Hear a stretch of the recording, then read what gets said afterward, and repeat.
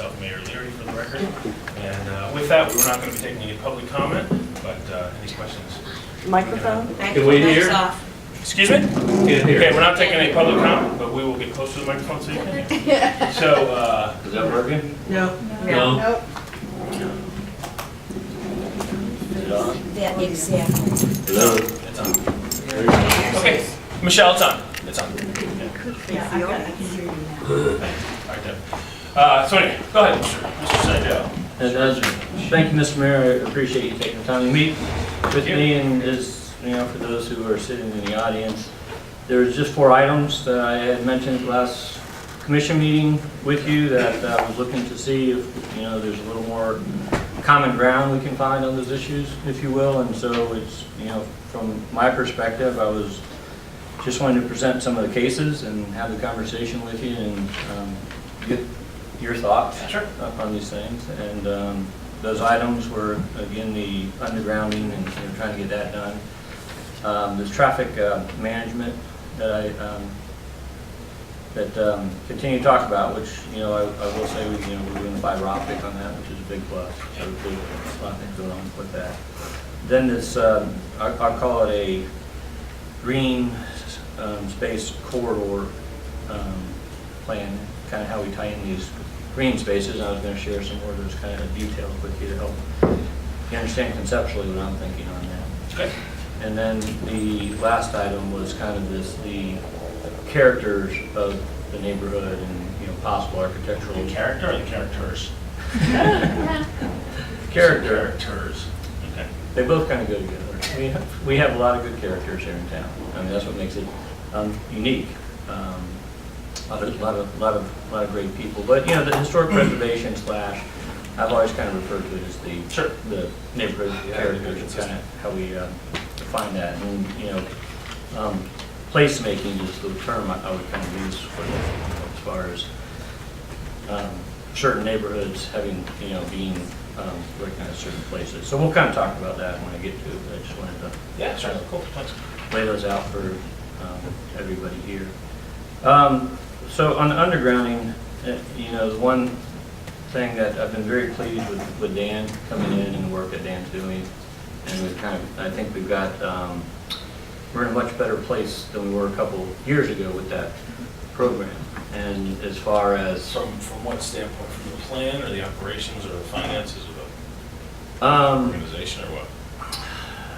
well, a couple years ago, we weren't really on the schedule, and we didn't really necessarily have our arms around what needed to be done.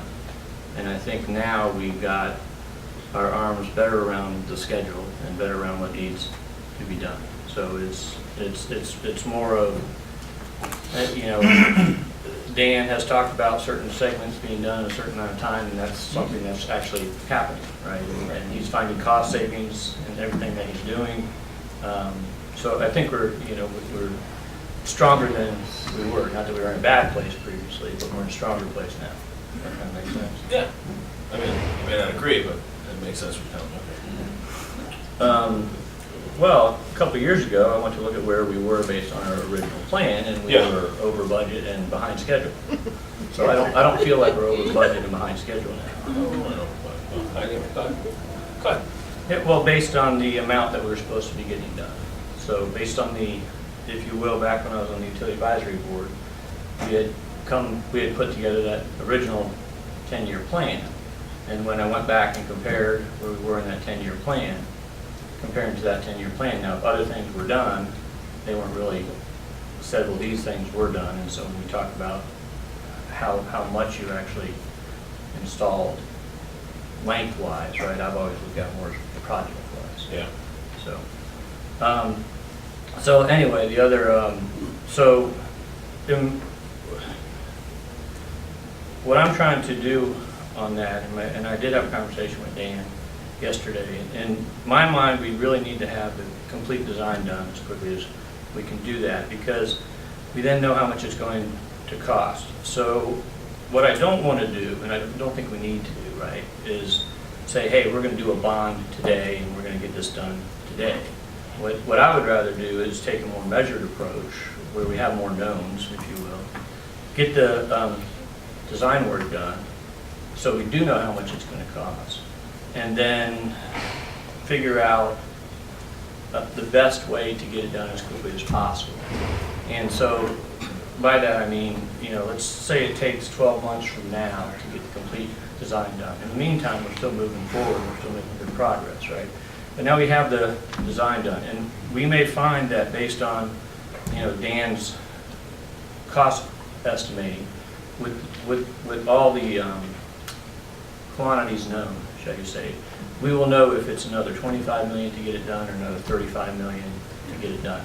Right now, we're doing these estimates kind of based on just areas, right? We're not doing it based on a real parts list, shall we say. So I would like to know that real parts list, and that's kind of why to get the design work done. And so once you have that, it's kind of like we did on the New York Avenue streetscape, right? We went ahead and did that design, and we found out in the design that there was a lot of things we were paying for that weren't really adding to the aesthetic value, if you will. Curb and gutter, some of the stuff on the street, and we said, well, as a commission, we agreed, well, we don't need to do those right now, let's do these things, which are going to add safety, and they're also going to add aesthetics to the corridor, but we didn't do the complete rebuild, and we were able to, cut that budget quite a bit. So it's kind of that same thing, where if we have the plans done, we'll know, okay, what's a reasonable thing to be doing, what's not, right? And then so from that perspective, once we have those done, then in my mind, when you talk about bonding to get it done, and I had this conversation with Commissioner Weldon the other morning, that when you talk about doing the bonding, if you did a 11-year bond, that last year would pay off would be the interest. So you say it's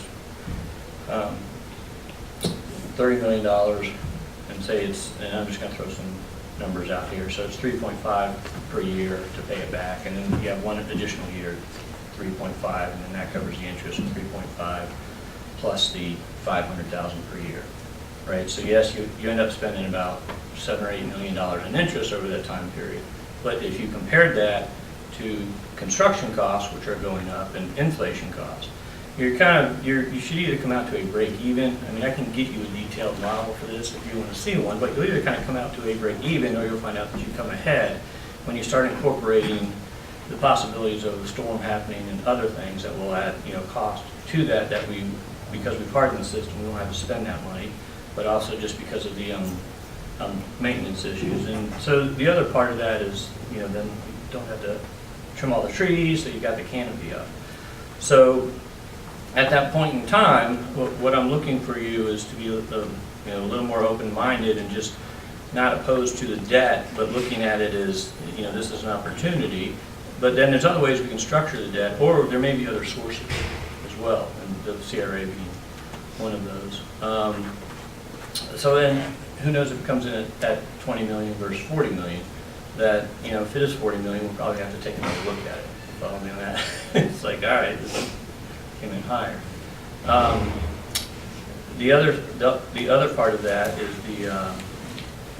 if we wanted to extend that bond, and this is the point Commissioner Weldon made to me, is that he didn't want to, because of unknowns in the electric market and the profits, that he didn't want to stick the ratepayers with forced rate hikes to pay back this bond. And I said, well, what if we extended the bond out over a longer time period? So yes, you're going to pay more interest, but you now provide yourself with more flexibility. And so if we did that, let's just say, for example, we're paying back $2 million per year on this bond because we extended it out to 20, 25 years. So that incremental difference, that $1.5 million, we could be using that as the risk area, if you will, to either A, pay the bond back faster, or B, we could be putting in lighting that's leaves street lights. So we could kind of actually get the undergrounding and start the street lighting program at the same time. And then if we do have some hiccups in our profitability, we slow down the street lighting, but we should be underground already. So then we've only got to pay that $2 million per year back on the bond, and not the 3.5 or something like that. We're at our current plan, and that would give us some more flexibility, but yes, it does add debt. And so want you to give consideration to, and again, you don't need to answer these things right today, is that something you can find yourself more comfortable with after we have a good plan in place? When I mean the design's done, we have some real numbers, we have Dan talking about how we can get these things done, because I've been working with him on that. And then they come to you with a reasonable plan. So that's what I'm looking at the end of the day. That's how I'm kind of hoping that works out. And I'm not looking for that to happen in the next few months. I'm looking for that to be developed this year. But that, you're supportive of them moving down that road. And then, okay, when we get to this point, then we'll decide the financial details. So it's getting the design done is really what I'm kind of looking at. And I appreciate you got some conversations with Dan. Call him up, talk to him about it and stuff, and then, we can speak at the next meeting or follow-up. Yeah, no, I've had conversations, conversations with kind of all of I have regular conversations. I'm always happy to look at different plans. I mean, I think that I don't want you shouldn't have the thought or the belief that I'm against any of this. I mean, I'm always open. I want to see what it is. I don't want to continue to talk about it. I'd rather say, here's a plan that, that somebody's championed. And whether it makes sense or not, then we vote, the five of us vote. I'm open to any of this. I haven't seen, I know they have they have their little, I don't want to say district because it's misconstrued. They have their plans for Your quarter points. sector or whatever, whatever they're yeah. doing. And they don't have an overall plan, but also things are changing. I mean, as we know, Dan's changed the entire plan Right. that Jerry put in place because for different reasons, changing personnel, changing technology, changing costs, changing all these different things, right? Well, going from that series to parallel, I thought was a big one. Yeah, I think it's smart. Yeah. Right? But now things can change again, so I kind of want to we've got to be very careful about how much we invest in a specific plan. That could be a 11-year plan, or however long, if we're talking about next plan, it's a 6 or 7 year plan, right? So we've got to be careful we're not expending too much on the front end of it if the plans change or anything's changed. But I'm happy that if Dan wants to, first of all, I think what we need to do is get briefed from Dan, the electric utility, as a commission to talk about where we are.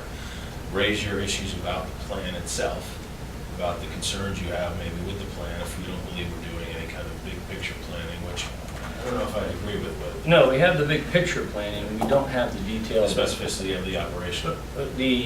Right, and I mean, I just tell you, like, on my projects, we do feasibility phase first. Is this even feasible? And then Sure. once it goes feasible, we do a little more study. Then we do the design. I think we're at the point in Dan's where we're doing the design. He's kind of done the feasibility. He's come up with how he wants to do it. We've got the order of it. Yeah. And so he's now, he's putting all those out. He's having those segments designed, and he's found a designer he's comfortable with. That was one of the things that he was having some trouble with. And then it's a matter of getting that designer to say, hey, okay, can you do this by this time frame? And then he and I had talked about some contractual approaches to make it done, like incentivize the So person. let's get Dan in front of us and talk about this. Again, Okay. I think you know that, or I hope you feel that I'm kind of open to any discussion up there. Well, Some that are, Well, and I'll say, some that get a little out of hand. I mean, part of my, part of my frustration is being, someone that, I'm in the private sector, I organize projects, I get projects done. And so now I'm in the public sector, and I'm trying to organize and get projects done, and I kind of feel that I don't have my arms around how we do that yet, and so I'm still trying to get that sorted. But it's I feel that we talk about a lot of good things happening, but we've only had so many things, and we're looking to get stuff happening, but we seem to have funding and plans. So in this case, it's kind of the steps to get where I'm trying to get to. I would appreciate your help with it. And as far as having this briefing, right, and then okay, so if the rest of the commission's in support of, let's get all these plans done, and let's get a good final price for the undergrounding, and then at that point in time, let's look for ways to move forward. And is bonding one of those ways, or are there other funding sources, or what's the best way to get it moving forward? And I think so for me, it's just let's get that first step, getting the design done. So let's do it, just to touch on this one subject really quick, because I know you've got some other things you want to touch on. Excuse me, Mayor, is your mic on? It is on. We can't hear Well, what Okay, you're saying. what I'd like to do is we can talk about, Could turn around. we can, Maybe turn this. excuse me, folks, we're trying to have a conversation, that's okay. I'm trying to speak as loud as I can without yelling at my friend here, okay? Excuse me, folks, we're trying, excuse me, this is a meeting, I'm trying to be loud enough, I've heard your comments, I will try to speak up, but I'm not going to yell at my opponent. or You my got opponent. turn to the side so we can Okay. hear you. Yes. So It's listen, a public meeting. well, you can come closer if you'd like, please, there's seats right here, if you'd like to come closer, you can. I don't want to be screaming and grunting. So let's go back. So the electric underground, I think you have to know that we've been working on this for a long time. We've had a lot of meetings, a lot of discussions about it. We've expedited, we moved forward. I think we did 5 miles 2 years ago. I think we did 6 last year. So we have been working on it for a long time. I'm happy to have that conversation with everybody up there. I think also we need, it's not easy getting things done. I'm in the private sector too, and some of the things and the lengths that things take, the time that things take to get done, it's frustrating for me too, believe me. Well, see, and that's the body camera issue is, it was a big deal for me, but I didn't get any support for that. I kind of had 4 people who thought there were other priorities, and that's fine. I mean, you win some, you lose some. But we have been making, I don't want you to feel like we haven't been making any progress on underground. We may not be doing the plan that you want us to do, but we are certainly trying to move forward. Right, yeah, no, I'm not saying, we're not, and but like I said, we're in a better place than we were a couple years ago. Yep. But the other item I don't like is I've always measured it as we should be measuring it project based, not how many miles based. And because the projects are what gets done, and so even if, like, for example, we only got half the projects done, but we had issues come up and we decided to go ahead and do some other areas first, you can still recognize that those other areas were done. Like, for example, we completed half of project H, but we also did a quarter of project X and a quarter of project Z because we had something go on over there. Yeah. Right. So for me, it's that kind of, but we would also know if we had all the design completed, we would know that, we've installed our 10% of our undergrounding system this year because we have the design complete. And so to me, that's because you would know how much length, how much equipment, how much everything else actually got done. You'd also know how many houses. And the other thing, Dan. And again, those things change.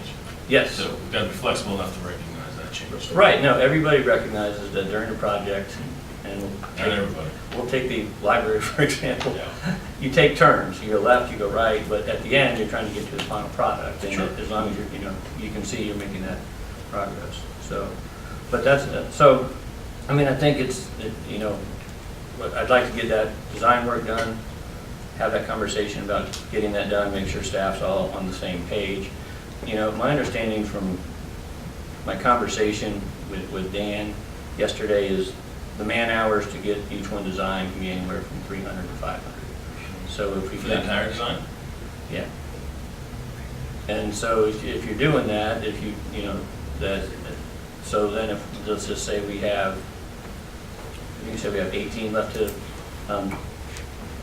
design, that, you're looking at 4 people full-time for 1 year, roughly, to get that done. So can we find people that he's comfortable with, and find people that are doing that, and that's what his challenge is right now. Well, and I think, it's part of the conversation you and I have had before about, it's a different conversation when we meet with staff and when we meet with other departments from state level or regional level, wherever. Sometimes they're a little bit hesitant to tell you exactly what they believe because of the position of a commission member. If you go in and you say you're a commissioner, they're hesitant. So there's been some disagreement that has been relayed back to me about certain paths that, or certain things that people want to do. And so, you know, you got to try to measure that too with not just. Right, but one of the things I do in my conversations is discuss ways of making the things happen and ask the people, is this something that's possible? Is this how it can be done? It's not a matter of me telling them. I understand. And so that's how my. But you have to be cognizant too, that then there could be a phone call that happens afterward, or a discussion happens afterwards, that I'm not really comfortable moving forward in this way, but it's very difficult to, so, just know that. No, I find people find it easy to say no to me. That happens a lot. It's happened up there quite a bit. Okay, so it's, So underground, I'm happy to have that conversation, let's get Dan in front of us again. I mean, Okay. It's one of the priorities that I've had, and as I said, I think we've been doing a really nice job with it.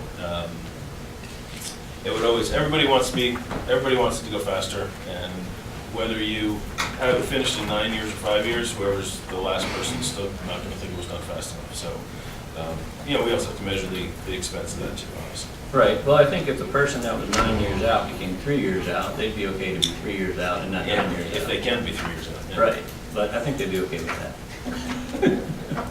But would the entire city be okay with putting $40 million?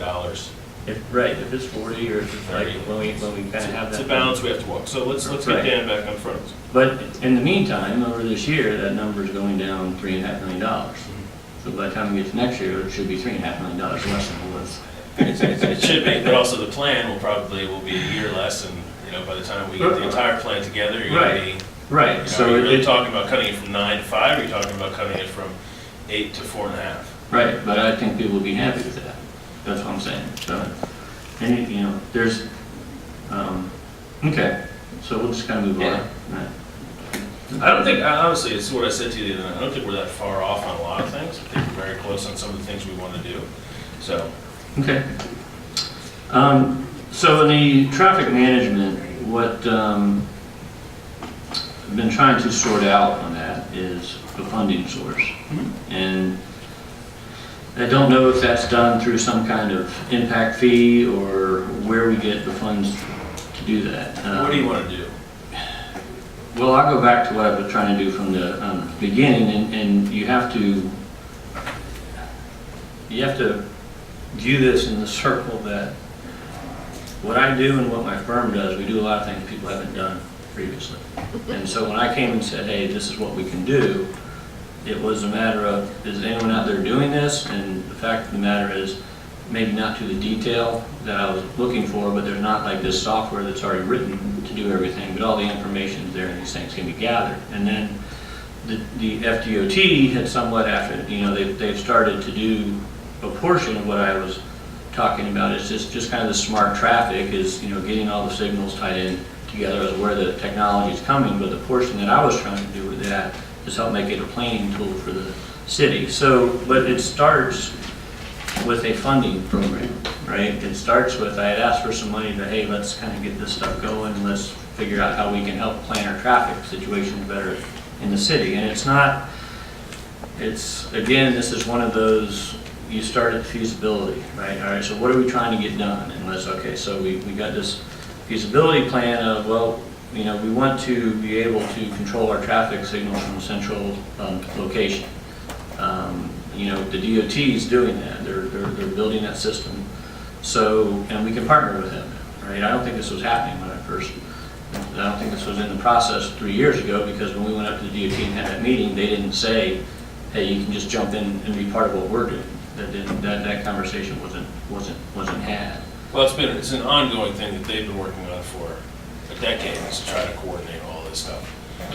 And a lot of it wasn't doable just because of the technologies, and there were Right. competing technologies, so they were really kind of going back and forth on which technology to move forward with, develop their own software, but that software may not talk to. I mean, Right. You get this. This has been worked on for a while, and just some of the technologies weren't there yet. Right, so I see we now have opportunity, and we're doing it with what, you know, you have done with the fiber optic, with the conversations we had about getting that line in and then the number of signals that we can tie in. Yeah. So now it becomes a matter of equipping the signals, so that's kind of one piece of the puzzle, Yep. which is the data collection, the monitoring, and then being able to make the changes, if you will, the live adjustments to signal timing, et cetera. Where the other side of that, though, is then how do we, it was what I was trying to do was use that and implement the planning tool, which, we have all the GIS information in the city, and we have, the fire department has all those maps that show exactly where all the parking is, that, all the structures. You can collate all that data, and then you can get that data into a format where it can then be complementary to these traffic analysis, that we can start understanding where the trips are coming from, and movement certain times of year, things are different here. We have Rollins in class for 4 months, a month off, 4 months. So the traffic's up for Rollins, and then traffic's up for the schools, and we have our summer traffic. So you have all these kind of different traffic modes, and the intent is that we would be able to adjust the timings, based on these things. But we could also, for some of the bigger developments that people are proposing, you then have a way to evaluate those and their impacts to find out, are we making the best decision for what we're trying to, for what they're trying to develop? Are we really going to cause people delays in traffic? And one of the things I try to explain to people about traffic is that if, let's say our traffic right now, we kind of come to gridlock 6% of the time, right? Right. 5 o'clock, certain days, right? And if we can reduce that to 3%, and that's the best we can do, this is that's kind of the best that we can do, because you can't eliminate it completely. I also try to tell people that, if you want less traffic out there, just charge $5 a gallon for gas. And if you remember 2009 to 2012, you could drive to Tampa in about 70 minutes, right? Now it takes about an hour and 40 minutes. And that's because gas is back a couple dollars. Yeah, there's no carpool, Yeah. there's no mass transit.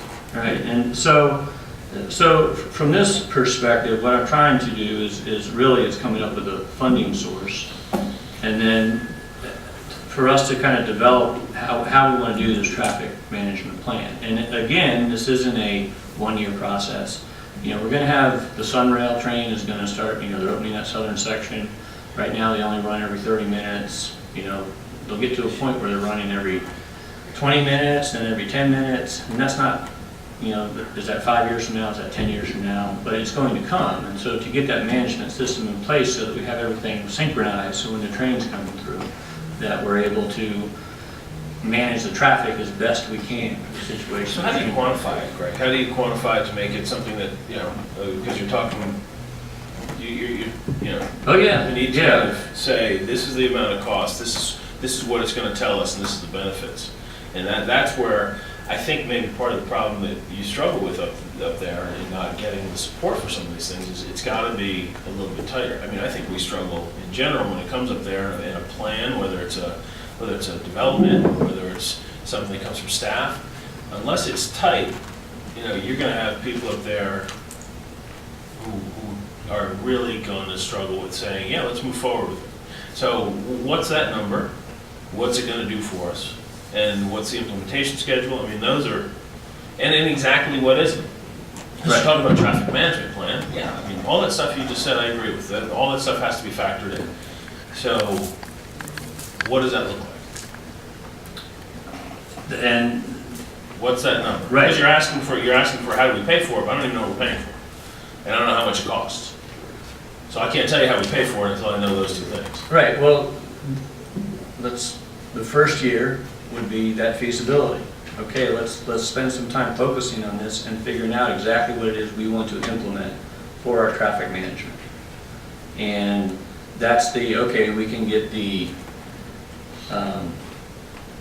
Oracle version, which is kind of the all-knowing, all-seeing, and they know everything, or, is there a TR-80 version, which is, I got those references, I'm not sure. the supercomputer versus old computer. So, And so in that case, then, you know, and then what's the cost associated? And that's kind of what the feasibility is, and then, and then. But what does it do for us? What is it just studying traffic patterns? Is it? Well, it's to figure out how to optimize the Okay. traffic flow within and throughout the But it's city. really the study first. The solution's not attached to that. Correct. You have to build the existing model first, right? So you have to understand your existing conditions before you can propose any improvements. And so, you know, the current existing condition models just have all of the main streets and not all the cut-through streets.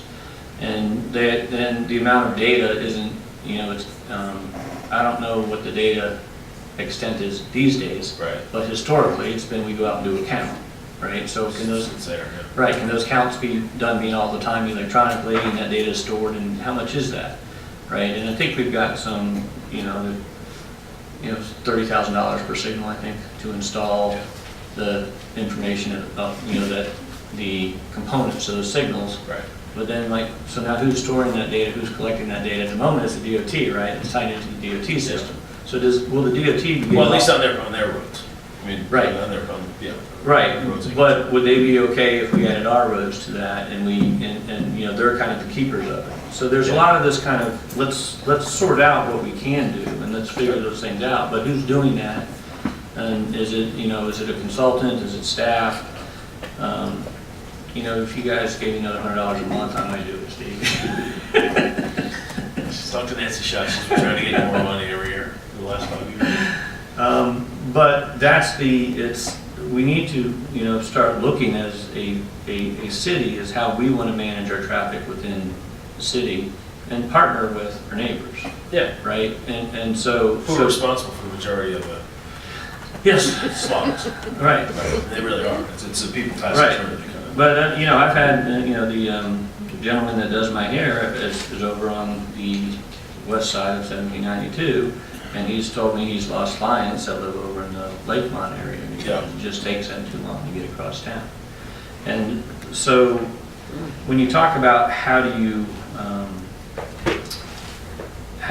quantify the improvement, right? I had the discussion with Pete the other morning also, Commissioner Weldon, and it was like a lot of it is just perception, but a lot of perception is reality. Like when you're sitting at a light for 2 minutes and there's no other cars, and then we do something to that light, and now when that happens, you're there for 10 seconds, there's no cars, you move across, you're like, wow, this is great. Right? But now in rush hour, you go out there and 4 days out of 5, everything's good, where it used to only be 2 days out of 5. But that 5th day, you're still, man, I'm stuck in traffic, this is ridiculous, but you forget that you used to be stuck in traffic for 3 days, and now you're only stuck in traffic for 1 day. So that's what I mean. It's how do you, and we can come back and tell people the statistics say that you're moving faster, but they're going to be like, well, there was that 1 day I was stuck. Yeah. And so there are parameters, and that's what this, once we get the equipment in on those intersections and we're reading them, you'll be able, and we make adjustments, you'll be able to know how big your backups are. I mean, that's really what you're asking, is how many light cycles. Did you have to wait through 2 lights? Did you have to wait through 3 lights? Or did everybody make it through that light at the first time? That's really what people want to see. They want to make it through 1 light. So, but at the same time, you may find that you're now moving along at, just say, a constant 25 miles per hour, where you used to go 40 miles an hour stop, go 40 miles an hour stop. So, sometimes it's going to be the exact same time. Yeah. But sometimes but you would like to see that a lot of it is improved during those crunch times. And so there should be, in the modeling, you should be able to show that. So what does that modeling cost? And what's the time frame to implement that modeling structure? I mean, that was, as you know, was one of the reasons I was pushing fiber so hard, is because I wanted to be able to have not just intelligent traffic signals, but intelligent cities, so we can connect other things, and we can do things a lot better, a lot smarter, a lot less expensive. well, right, so it's that feasibility time is, to me, where we're at. So what's the feasibility study cost? And that's getting with Butch, getting with staff, and having the discussion of what do we want to do in our feasibility study, right? Well, I don't think anybody's stopping that, right? I mean, why don't we have, I think we would need to have them, through your feasibility study, identify the problem and identify the possible solutions, or if we need more information, the cost for that information, and if they're, whatever comes out of that.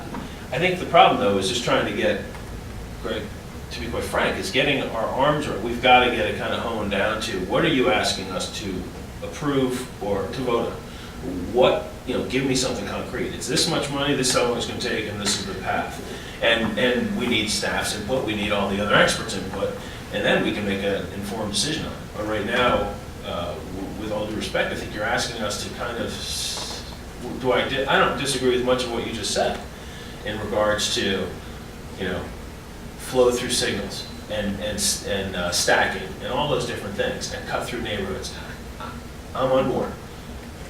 Good. So what's the plan? And how much does it cost? And what's the implementation schedule? And do we have everybody else on board, have the experts signed off and said, yeah, this is true? The reason for the fiber network too was, because I don't want to, all that information that's going to FDOT, that can be shared with us. That's not that hard to get accomplished. Again, we've got to go through the process of getting it. Mm-hmm. But I can do that. It's also a matter of us capturing the information on the roads that the FDOT is not monitoring, right? And filtering that in and using the same system so that they speak to one another. And we can kind of. We'll see, our side street information will make their information better. So I would think they would be very interested in having our side street information to put into their model. Yeah, it's funny that I've talked to people about that, and then there's not a huge desire. They haven't been sold on that so much. So I think that's an uphill battle a little bit. Oh, no, I know, because it's, the DOT work that we do, it's very hard to get them to be cutting edge, but that's changed, and I'll be honest, it's changed since Rick Scott came into office, that he's pushing for more ways for the department to coordinate with local governments, and, traffic is one of those ways, and so, but, we still, like, a lot of what the DOT does is based on the federal government, and the federal government is slow to change, and so we're still doing studies the way they were done before we had all this data that we have now. I agree. Right, and so that's where, for me, when I first went up there and talked to the previous secretary, she said, look, this sounds like a great pilot project, I can probably get you some pilot funding and we could do it, okay? And This is District 5 Secretary. Yes. And so I had that conversation and said, look, we'll fund half of this, we can get this thing started. And that was where we started to develop the scope. And so they still may be interested. I think the cost at the time, if I remember right, this was early on, was $500,000-600,000. Right, I was saying $500,000, and it's to get, everything set up, and what can you get for that $500,000, right? I think that was the. Right, and my point is in pilot studies like Seminole County, they just got some grants from the Water Management District to do they built a system where you can drink completely recycled water. Mm-hmm. And so go get grants, man. We're happy to do it if you want to well, get grants. right, but that's where I'm trying to get. They took the initiative as the county to go out and it's Altamont Springs. Altamont Springs took the initiative to go out and get the grants and put some of their own money in to develop a system. And so that's kind of where I'm wanting Winter Park, is us to, okay, well, we are stuck, right? You say this all the time, we're stuck in the middle of all this traffic. So what can we do as a city is we can come up with the best traffic management plan we can come up with. And so that's where I'm trying to get us to, but it does take that funding, but so what I would like to see is let's, we agree we want to get to where we can manage our traffic the best, and let's work on with staff to come up with the scope and fee, and then we've got to get that funding to go ahead and start that, but we're going to need a continual funding source. This isn't something we're going to spend, money on 1 year and then be done with it, because what then will happen is we'll find that, okay, this intersection needs an improvement, and maybe it's an internal intersection, it's not a DOT intersection. And so we've got to have funding for that. Is it in the CRA? Well, that's great, right? So, but it's So you talk about an ongoing funding source, which I'm happy to discuss too. but I still don't know what that ongoing funding is. Is it $1 million a year? Obviously, the initial expense to get some of the software and some of the hardware systems in place is going to be a little more. Well, what I would tell you is, I think that's part of the feasibility, right? And then, So what's feasibility cost? I keep asking this one question, you can't tell me. it depends what we want to make of it. I mean, because, and you, I know, but you're asking, we keep getting back to the same thing. Right, I kind of well- want you to narrow it down for me. let me tell you how the negotiations went on my last feasibility study we're doing. All right, is, look, I can give you guys this much information and it costs you this much. I can give you guys this much information and it costs you this much. With this much information, I can guarantee the accuracy of my analysis. With this much information, there's going to be plus or minus 20%. And so this is your company that does all this? No, not this work. This is feasibility for alignment of new roads. Okay, and I'm doing, and so, but is this 20% variance acceptable for the decision that has to be made? And so in the end, the answer was yes, but you know what? We didn't know this until we sat down and negotiated with the client to make sure after we won the project that this is where they need to get to, and here's how we're going to help them get to. And so that's when you ask me how much it's going to cost. It's like, you know, first of all, we got to define the scope, what we're trying to achieve in this feasibility study, Yeah. right? So I can. So I'm going to go back. What is it? How much does it cost? It's Okay. To your point, right? Right, So right. what So is- I would like to get this GIS base model set up, right? So we get the GIS base model set up, and then we. Can we not do that automatically, or can we not do that already in-house? We have all the GIS data. It's Just very, some right, manipulation. and we also have the guy, Yeah, with the GIS guy. Right. I forget his name. What's our Keith. GIS? Keith. Right, so we can go ahead and have Pete put the data sets together, but we need someone that's like doing these traffic models to be telling him, here's the data that I need. And so it's kind of defining that scope for him. So yes, we could do that, and then so it's more of this, you know, at the end of the day, you know, define what we want our traffic, and I'll just say our traffic management system, because I hate saying the model. Sure. But that's part of the management system, is that model. And we have that transportation board. We have some Mhm. really good, smart people on the transportation board. Mhm. And a lot of this stuff can be also handled by some of our partners on Metro Plan, some of the counties and the FDOT, right? I mean, some of this is. Those are partners. Sure. What I'm getting is, as a city, I feel we as the city need to be looking out for our interests as the city. No question. And so yes, we can partner with those folks. And they Part may- of that is having somebody else fund it, so we don't have to pay for it all ourselves. Right, but they can help fund if we're providing them Yeah. information that helps their system work better, right? Yes. That's where I was going with it. Yeah, and then, and that's part of, if you have that overall plan in place, you can then also say, look, we can help support a DOT upgrade an intersection, or we have a local road that we can do an improvement on that's going to relieve some of the traffic on the DOT road, or can you guys help participate in the construction of that? So what are you looking for support for? Tell me what you can bring up to the dais that you can get, that you're gonna look for two other nods for. Well, I'd like to get with staff and then go over how this feasibility idea would work, and then come back and say, look, I'd like to get this feasibility done. And then it'll go kind of into the green space talking too, is, Well, but let me go back, sorry. yeah, no, I follow you. So I would like to see the feasibility start. I've been with you since you sat, Right. which was, you know, we want to take advantage of your experience in this area. And I think your frustration has been we haven't really made the headway you want us to make, right? Which is fun.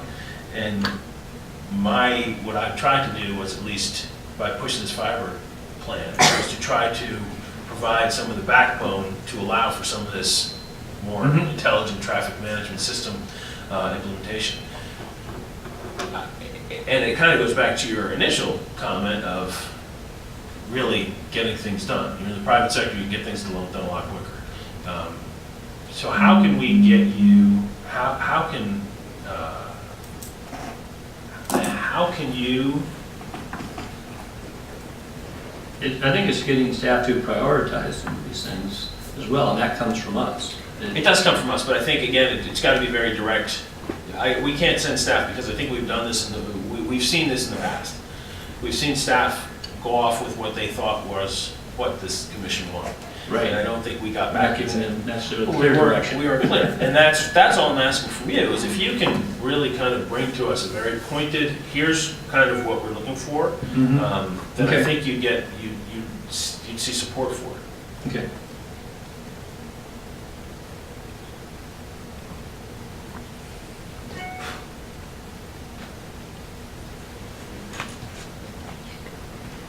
All right, so I plan on being here till 9:30, so at least. Okay, so I'll get back with this feasibility scope. This Okay. kind of, the other item is kind of the same thing, was that, is that green space in the corridors plan. And that we did the vision process, and, green space is one of those items that Sure. came out of it. And so again, it's kind of what we've talked about, and I think we're moving forward with, is kind of staff putting together this feasibility study of these corridors. And, the intent for me behind this is to, twofold, is one, can we create green space connectivity, right? That would be, so can you go from one side of the city to the other side of the city? Yeah. Not go through a completely urbanized area. And then also, looking at the overall green space and the locations of it. Do we find that we have more green space isolated in certain areas, and it would be nice if we had more green space in other areas? That overall, we have large parks, we have green space here, green space there. Are there some areas where, there might be some green space voids, if you will? And then how do we fill in those voids? And so it's kind of a matter of, in this case, being on board with, hey, let's do this feasibility study for the green space. And that's where we kind of left it as that first phase. I think we're Dorian, those folks are coming back. Well, I think you're combining two things, though. You're combining the corridor and the green space, right? No. Because Dory's not working on green space. I mean, Dory's, from a planning standpoint, she's responsible for it, but so is our Parks and Rec department. Right. So you need to combine them. That's what I'm saying, is you need to be looking at these two things at the same time and how they can benefit from each other. And so that, you're looking at the park areas, Yeah. right? And it's kind of easy enough for, Dory's group with the bike trails and the sidewalks, right? To put all that together with the green space, the park space that we have. Right. And then that kind of, once you look at that map, it should be somewhat transparent where you ought to be, where we're lacking in connectivity and where we're lacking in the connectivity for the bikes, but connectivity for green spaces. And then it kind of becomes, once you have that, then are there certain properties that would need to be acquired? And is that even possible, right? Is it some of these, like, let's just say someone has a very large lot and there's some connectivity that could come through if we could get 15 feet of that lot, Yeah. put a sidewalk through. Are those people willing to sell that property to the city type thing, right? But we're not even asking those questions, right? And so that's why if we had the plan in place, we can at least be asking those questions. And then, so it's really just, we're talking about how we move forward in transportation management. And this is like, how do we move forward in our parks and green space management, kind of the same thing. It's not so much expanding parks as it is how it's all tied together, what's that connectivity. Well, listen, I'm with you on that too, because I think that we have a lot of these pocket parks, and they're nice to drive by, and they create some space in neighborhoods, and I like them for a lot of reasons. But there's also some that just sit there that are dead space, that we've invested a ton of money in, and they just sit there. And I like to see activity in parks. We have all these great, beautiful places. We have the West Meadow. We have all these different places that people should be out using and walking around. And so, that's that. I'm happy to consider that, but I think everything's got to be on the table. We also maintained, we maintained our levels, our parks levels, so we have a ton of green space. We just picked up 55 acres more that you know how Right. long that took. Right, and It's up there. Yeah. Well, Yes. unfortunately, 55 acres in the middle of the city were not offered by anybody. So, but it creates Right. opportunities. Right, no, and it's more of just it's, you know, when you ask me the question about what are we getting out of these dollars? Yeah. Right? We don't know the answers to those questions until we get to the end, and we don't know how much it's gonna cost until we get through the feasibility. And so part of that, to me, is what we get, is we get an understanding of the green space that we have in the city and our corridor connectivity to it, and then we get an understanding of what we'd like to do to it. And then, so when someone comes in to redevelop the property, we know how it fits into that plan. And instead of us, you know, looking at their site plan with no idea really what the plan is around it, you know, I'll just give an example that, you know, the developer that came in with the site this past, Yeah. the Whole Foods site, right? Sprouts, thank you, the old Whole Food sites. That, you know, was there a way, like through the back of the store, to have a gateway going to Edwin, that's a walkable gateway that would kind of tie into something we had going on in that area, right? Yeah. And so that's what it would give us the opportunity to do, is as these things redevelop, we're not kind of putting back exactly what was there. We're you know, planning for these walkable, you know, bikeable communities that, you know, have the appearance, if you will, of a lot of green space. And like, these things don't necessarily have to have, you know, it's how do you make things appear to have green space, and how do you, and you know, green space is important, but also Sure. just the appearance of it. Well, and I also think we have to take into account too that you think about that neighborhood back there, and while it'd be nice to provide that walkway through, I promise you, if you polled them, some people wouldn't want that. They wouldn't want Right. the ability for people to come into their neighborhood from there, and vice versa. The developers of the property are going to say, listen, we don't want, you know, from a safety perspective and from just a control perspective, they don't want that. So there's the unintended consequences of what we're talking about too. No, I totally agree with you, but what putting the study together does and going through a public process with it is we find out, do they want that?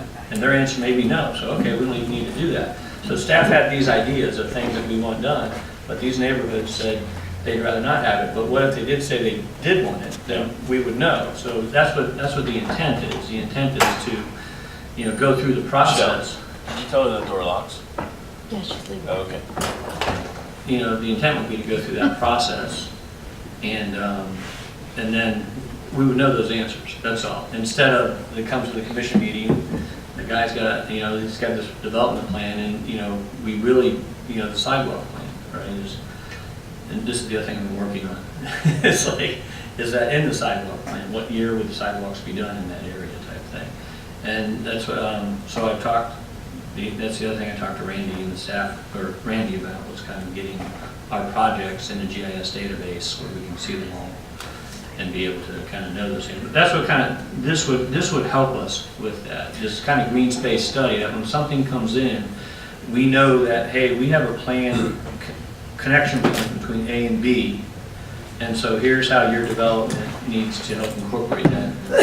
And it could just be a matter of, instead of your sidewalk being 5 feet, your sidewalk's 10 feet, and you have some kind of landscaping in there that's going to be consistent with this corridor, that placemaking, right? So, and you also know that it means different things to different people. There's a lot of people that say they want this walking space, and then when we have,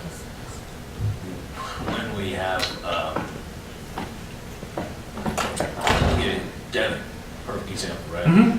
Putting that, I hate even saying a road diet, but I think it's, we're creating a much more manageable You're doing a complete street. street. That's what we And call it. people hate it. And there's people out there who are absolutely 100% adamantly against it because nobody bikes, nobody walks, nobody runs, none of that, right? Now, Right, we but you're always gonna we have know that. there's a difference. Right. We know there's also, people are moving differently these days, and we're kind of trying to plan for that. So. Well, that's we what also this have- is, right? Oh, I understand. And that's, all. I think that was part of the frustration with the plan that came forward for MLK too, is I don't think it was, I think we missed what we were actually trying to accomplish there. But I think we're also waiting on we're waiting to find out what happens with Parks and Rec and our director. our temporary director, who wears about 12 hats in the city. But that's something they can be focused on. I just don't want to throw money at things, Greg. I don't want to throw money at consultants to tell me that we need a bocce court or volleyball court in MLK Park. It's just, you know. Well, and so that was kind of my reason for, if we have the staff kind of do this first phase, then we can evaluate it as a commission and we can decide what we want to move forward with. I follow you on that, and that's. And that's where I've tried to be, you know, again, my goal has been to, and what I've been working on are things like 55 acre park, a fiber optic backbone. I don't get into the daily what staff's doing with that. I hopefully try to give them big opportunities to give them big opportunities to kind of go forward with. So again, this is another thing, we're not far apart. Well, believe it or not. Well, It's just a matter of kind of getting it into something we can all wrap our heads around and say, yes, this is what we're doing. Yeah, well, and I guess, you know, part of mine was to, you know, kind of this process of feasibility, planning, and design. And that I think, you know, if we spend the money on the feasibility, then we know what we're planning, and then we go to know what, you know, the design, our expectation is. And so I think we've, you know, it would be, I'm looking to do feasibility, right? And then make the decisions, and you may have to spend some money, like 50 grand or something like that, on a feasibility study, but then you know whether or not you want to move forward. If you can articulate what that study is, then I think that's it. What's that study and how much does it cost? And then what's it gonna, you know, what are the next steps after that? I don't want to spend, you know, part of my frustration is spending money and seeing things sit on shelves. So, Right, but see, that's, again, that goes kind of back to the, us as a commission, making sure we get clear direction, and that's why I'm trying to get my arms around all these projects, and it's like, we got all these and it things. goes even further back to articulating what that is and how much it costs before we vote on it. Yeah, yeah, you know. Okay, Neighborhood characters, yes, parentheses, no. no character, neighbor, is, you know, placemaking is kind of that term, is that, you know, there's been a lot of frustration of, you know, larger big box homes being built in next to smaller non-big box homes. And you know, I had viewed the whole historic preservation debate as the only tool that people in those neighborhoods had to help have some type of architectural control of what was being built within the neighborhood. And for those neighborhoods that really wanted to happen. Right. But to me, the real debate wasn't necessarily whether it was historic or not, but it was the character that was going on within those neighborhoods. And we have, so when you talk about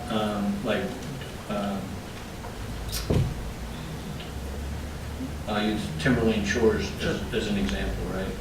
So this placemaking is, you know, if Timberlane Shores had some kind of symbol that represented them. And so is that like in the sidewalk at the curb cut ramps?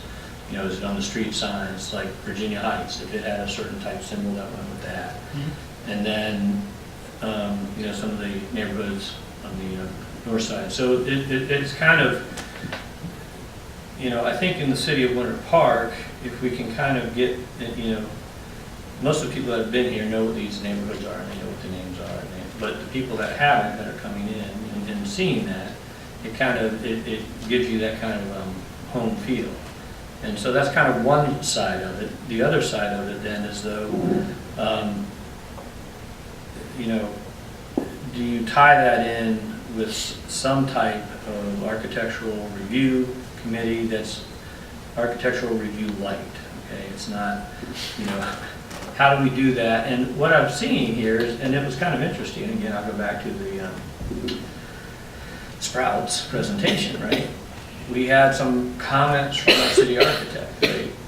But those comments aren't codified anywhere, right? Like the city architect is saying, well, this is what we want. And it's like, so how does a developer know what to do, right? They're coming in and so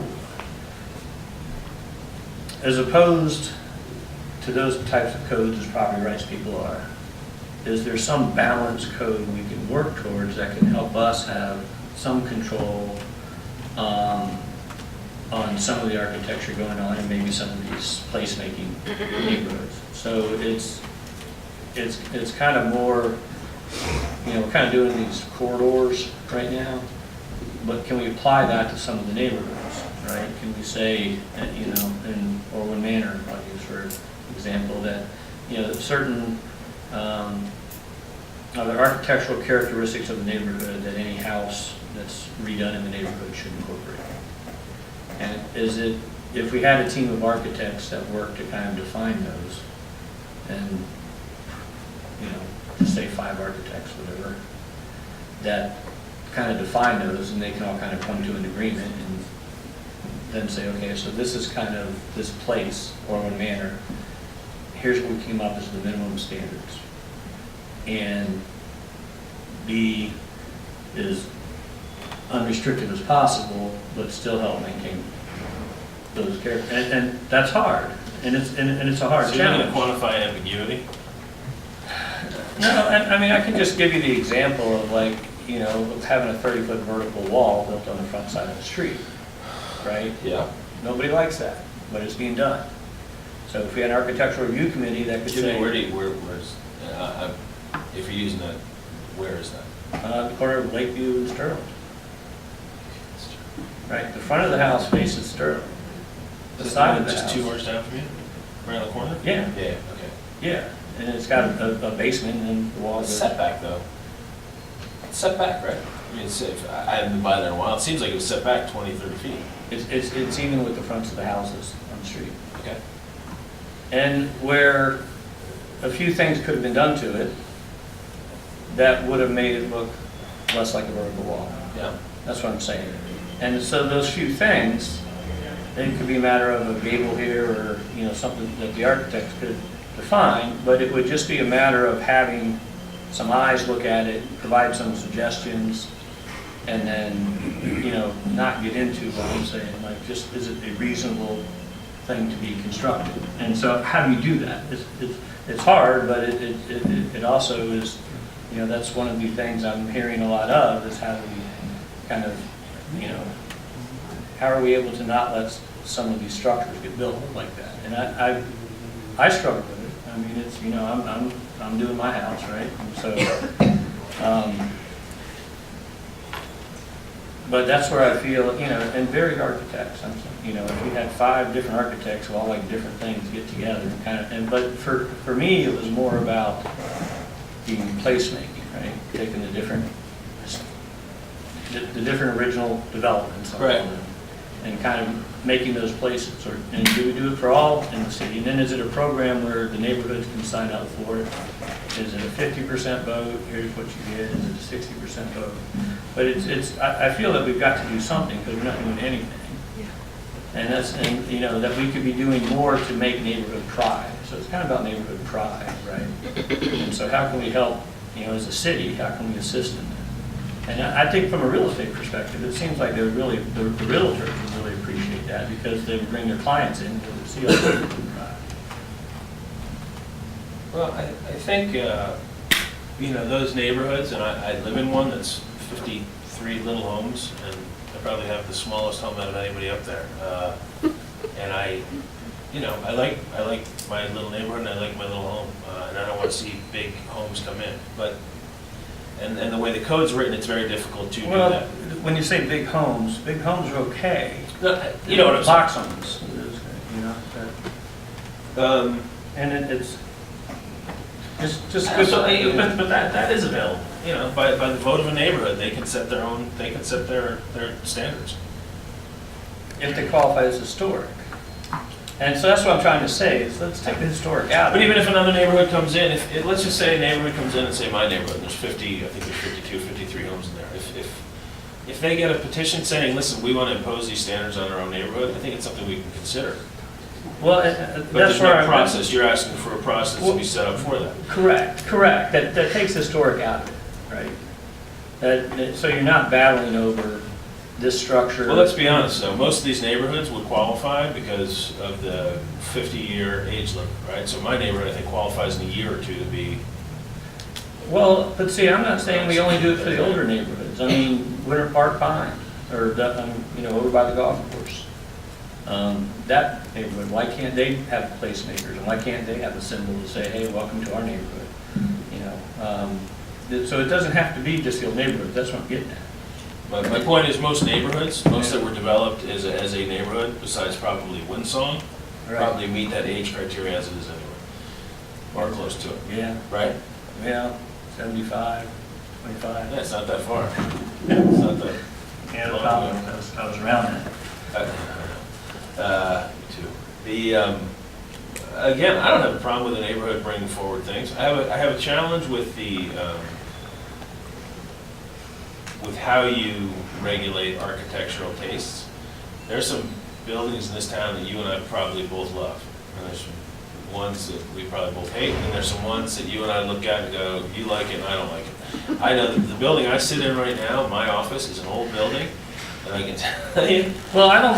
some people love it and some people can't stand it. Right, no, I don't look at it as architectural taste. I look at more, and it's kind of what I discussed with the library team, that it's, there's architectural standards, if you will, of ratios and designs that are, that stand the test of time, right? All the architects study that stuff. This was done in this year, and, so the columns, kind of all these. I'm married to an architect. Okay, so it's not so much agreeing on what styles are cool, but it's just, and that's kind of what I was saying about having them review the houses. Does it mean, are there like architectural faux pas in the design? Is there something that's really not going to fit right? And so that's more what I was about than it was about whether it looks this way or looks that way. And it was more about just architectural faux pas. Well, again, I think it's just it's tough to get your hands around it, because I drove by a house a couple of years ago with Caroline, and I said, just something doesn't look right about that house. She goes, the window, she knew exactly, from an architectural standpoint, she goes, the windows are too small. Exactly. And that's exactly what it was, right? Right. But those people may have liked those windows, the people that moved in there. And so, do you really want, as another one of my ladies that I know said to me, there should be a pretty committee.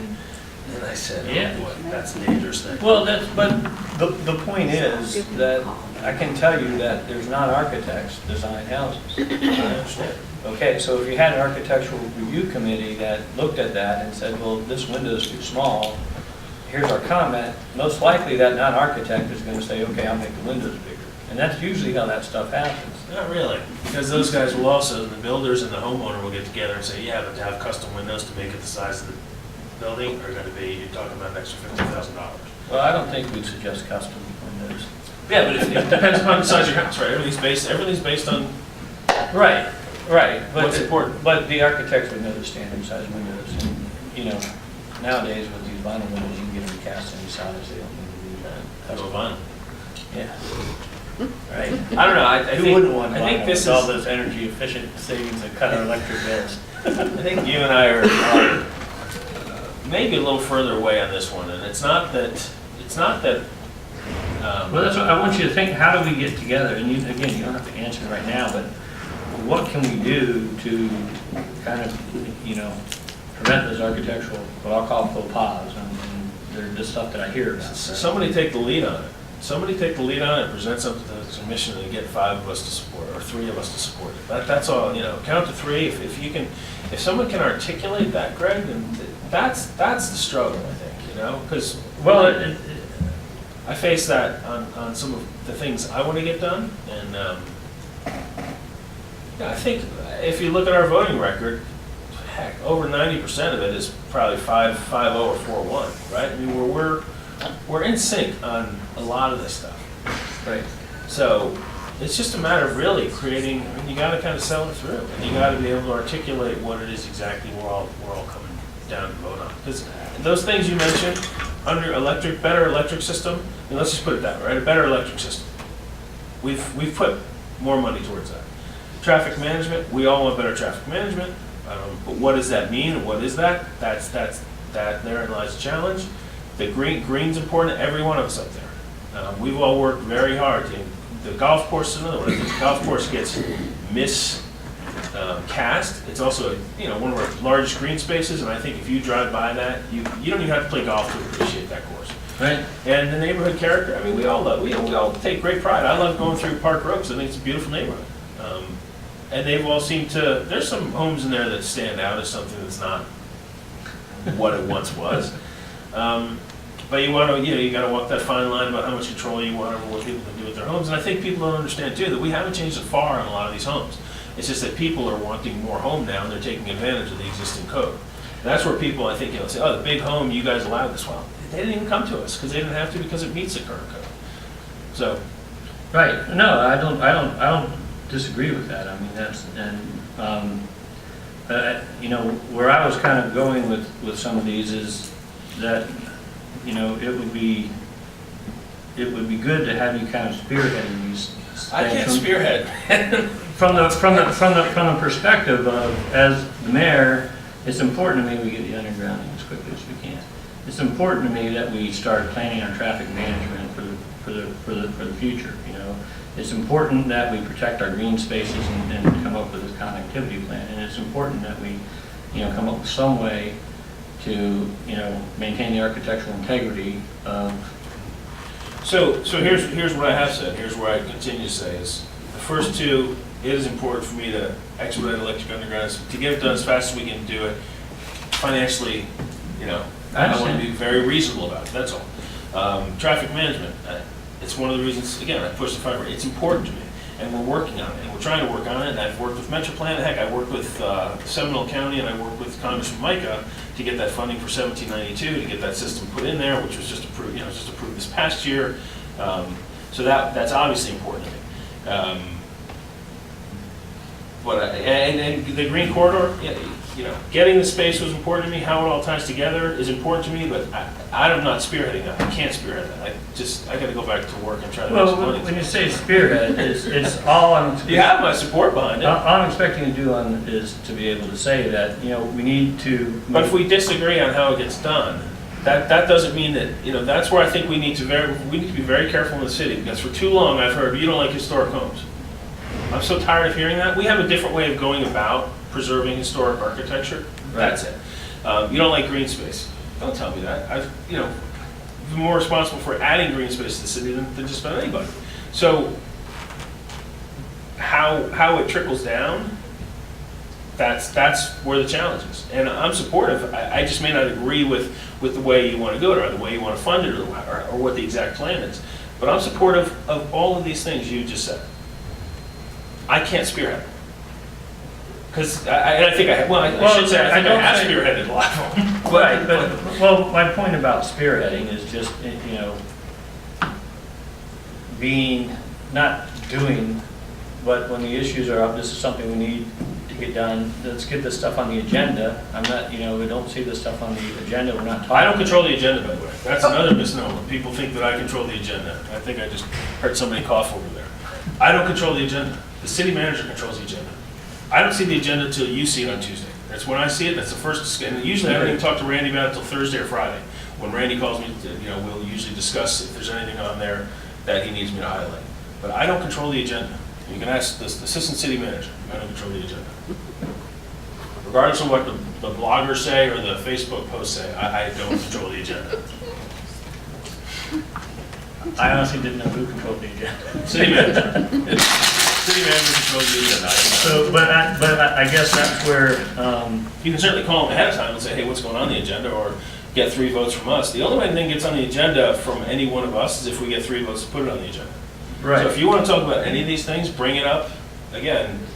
Well, for the character neighborhoods, right? Let's just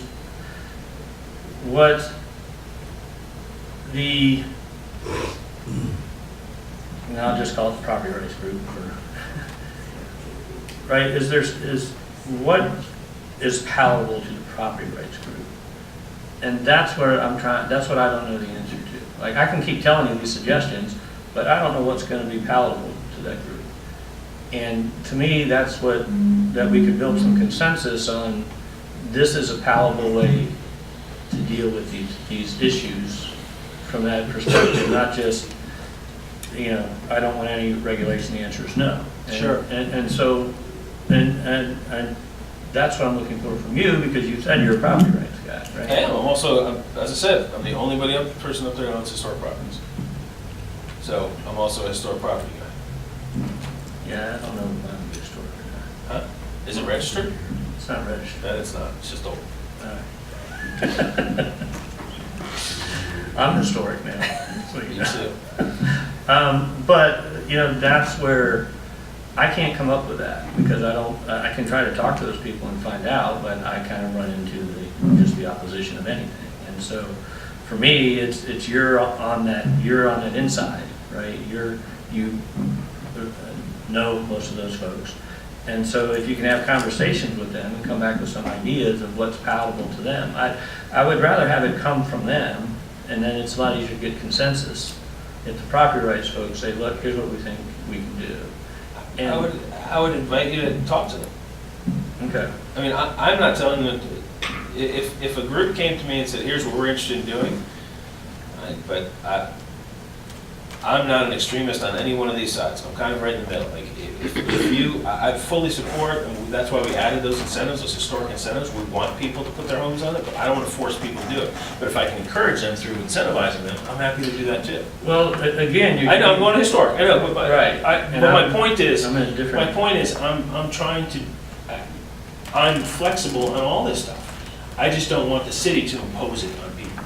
So whether it's historic, whether it's character, however you want to determine it, you talk to Ebrace Timberlane Shores. Get some folks in Timberlane Shores. Say, what's going on in your neighborhood? Are you happy with what your neighborhood's doing?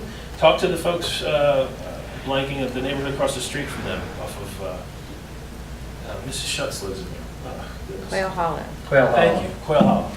Yes. Quail Hollow, that's a neighborhood. Go and talk to a couple of them. Say, are you happy with what's going on here? Maybe some people are happy with the redevelopment. I don't know. And say, what would you like to do? Are there some standards we can help to keep the neighborhood looking like it Well, is? that's what, as opposed to this historic preservation program that we have, like this kind of character neighborhood, placemaking, whatever you want to call it. You keep calling Well, that's what the planners like to call it, it. or placemaking, It's like Belvedere. It's Yes. those very fancy words. which is now a made place, right? So the, do we set some kind of ordinance that we put together about how these character neighborhoods can form? Is there incentives from the cities for them to do things? And then is it a vote that the neighborhoods have? I would And suggest then- going outside of of this folks that you speak to on a regular basis too, and talk to people and see if they do want it. There's some people that would like it, there's probably some people that don't. So, can we put together an ordinance? We can always do that. What does that ordinance look like? If a certain percentage of the neighborhood wants to, then it's something for consideration. I like the higher percentage, obviously, that's a big deal for me, because I think if people go in with certain understandings of what they're buying. And so, to change that, I think is really an important thing to get massive buy-in to. But I would talk to some of those other folks. Come to my neighborhood, talk to some of the people there. Okay. I think that's how you do it, and you say, listen, I had a neighborhood meeting with 20 people, and they're concerned, and get some of the people who don't want it. Because I think you'll probably find out, that they're fearful of draconian, you can't change the color of your door. Right, which I've heard some prominent people say, that's what it says in the. That's what it could have said, and you know that. It could have said that if that's what the. But if it could that's what also the- said just the opposite, No question. It could have. right? But those are. So who are you willing, to put the trust in the hands of that? You've got to get people comfortable with that. Because some neighbors don't like your house. They don't, I promise you. Everyone's told me they like it. Yeah. By the way, I really didn't see it, so I haven't been in a while. But there's people who are not going to like anything you do that's different than what's already there. Right, but I don't, it's that, There's fear on both sides, right?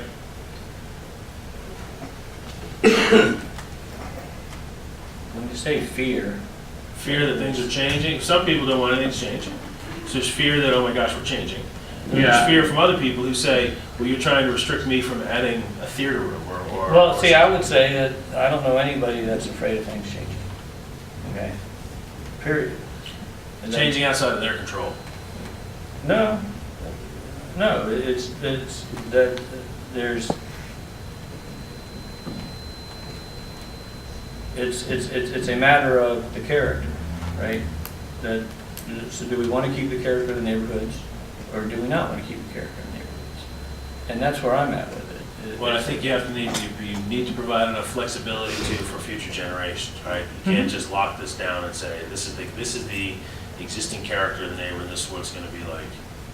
Right, so in these ordinances, we would have some flexibility for them to come back and review this every 5 years. That could be a proposal. Do you follow me? It's- I do, but there's that always kind has of- not been proposed.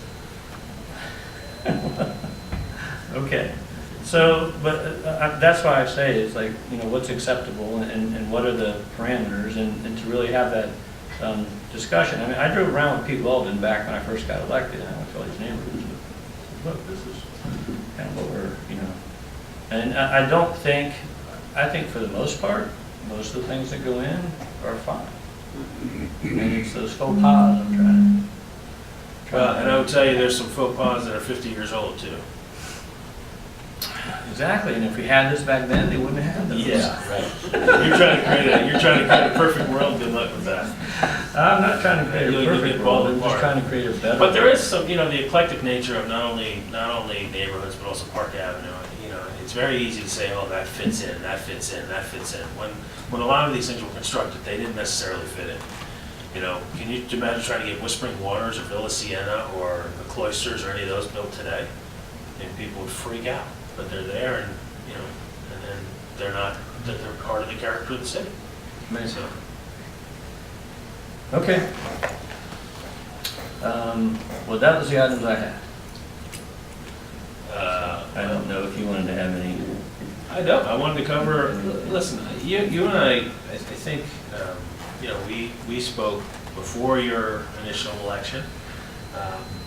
I don't think we're far apart on those. I think to get 3 nods on things, it just takes a little bit of, and there needs to be some flexibility, because I think one of the things I've seen with you, and you're willing to talk to anybody, which I always appreciate.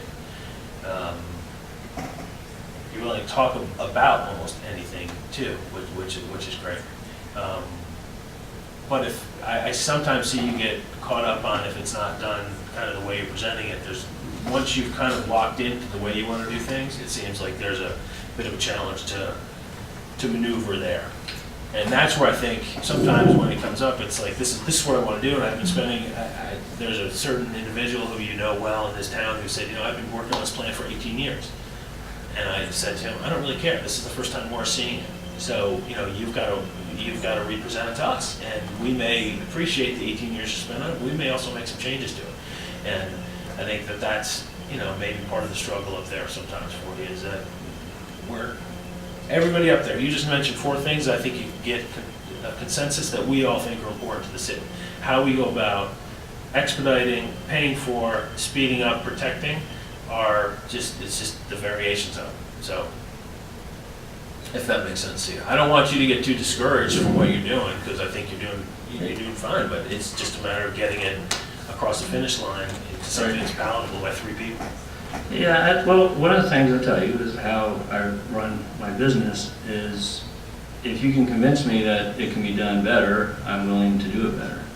And so for some of these things that you say I'm getting stuck in, I'm just not convinced that we're doing it better. And that's fair. And that's all. And I think also But some I of this, will, and I do it from a different standpoint, right? Because, again, the fiber thing was my deal with the traffic signals. Right. How that gets implemented down there is not as, that's not as much of my focus as at least just getting the big thing done. 55 acres, that was a big deal for me to get that done. So now that I got that done, how that ties into all the other space is not necessarily my priority. I'd like to see it done, but there's only so many, so many dragons I can slay. Right now I'm fighting the state legislature on all these things, all these preemptions that they're going. Right. So that's kind of what I'm trying to take on the city's behalf. I can't do some of this other stuff. Yeah, no, it's again, for me, it's the opportunities you have on the dais to say, yeah, we need to be moving forward on this, how are we gonna get it done? Let's get it done as quick as we can, and we're supportive of, we need to find funding sources for this. And so that's, to me, I'm not asking you to be personally involved in all these. But you're just taking a big leap from, yeah, I'm supportive of this to how do we get funding sources for this? Because again, I don't know exactly what I'm funding. So tell me what I'm funding, tell me what that plan looks like. Say, hey, you know what I want to do from an undergrounding standpoint, I'd like to sit with Dan, I'd like a presentation from Dan on where we are. I'd like to ask some questions about, are there things we can do? What are the options? Can we bond? What are the pluses and minuses of bonding? Can we get a 45 minutes to an hour with Dan before a commission meeting, just talk about where we are? I'd support that. I'd support that in a second. Yeah, the biggest thing on the underground is just agreeing to get the design done right now. That's the biggest thing we gotta do. That's what I'm saying. I haven't heard from Dan on getting a design done. Right, so you can talk to him. I mean, that's, No, let's have Dan in. Let's have him give us an update. I mean, he's been on the job, what now, just over a year? yeah, I spoke to him on the phone yesterday for probably about 40 minutes. Yeah, and I know he's got some concerns about how much, what the capacity is to double the speed of this. Right, and we, he and I have talked through some of those things, and then here's what I think I said this to Commissioner Weldon the other day. I know I said it to Dan. I said, look how much work you got done in 1 week after that hurricane, Yeah. right? They kicked butt, right? They did, Sure. they got 5,000 people, they got the power restored. Yeah. So, okay, So we so, looked at our bill from that? what is it, how much was it? 5 and what was the total bill? And electric was close to 2 on that? It's gonna be between 1 and 2. Yeah. We don't have the final Yeah. bill. So we were able to do $1 and $2 million worth of electrical work in 1 week. For $1 million. Right, but that's what I'm You want to saying. keep that plan going 7 days for $1 million? Well, let's say we do 25% of that, right? It's 4 weeks, we do $1 million, right? So, I mean, where there's a will, there's a way, and so we gotta get that will, and that's the will that, in my mind, comes from us, that, hey, we want this. We're looking for the way. Right. Well, we found the way in crisis, did we not? That's what I'm getting at. We're good at it, we can do it. Okay. Yeah. I think we're good. Yeah. All right, well, thanks, Steve. Thanks, man.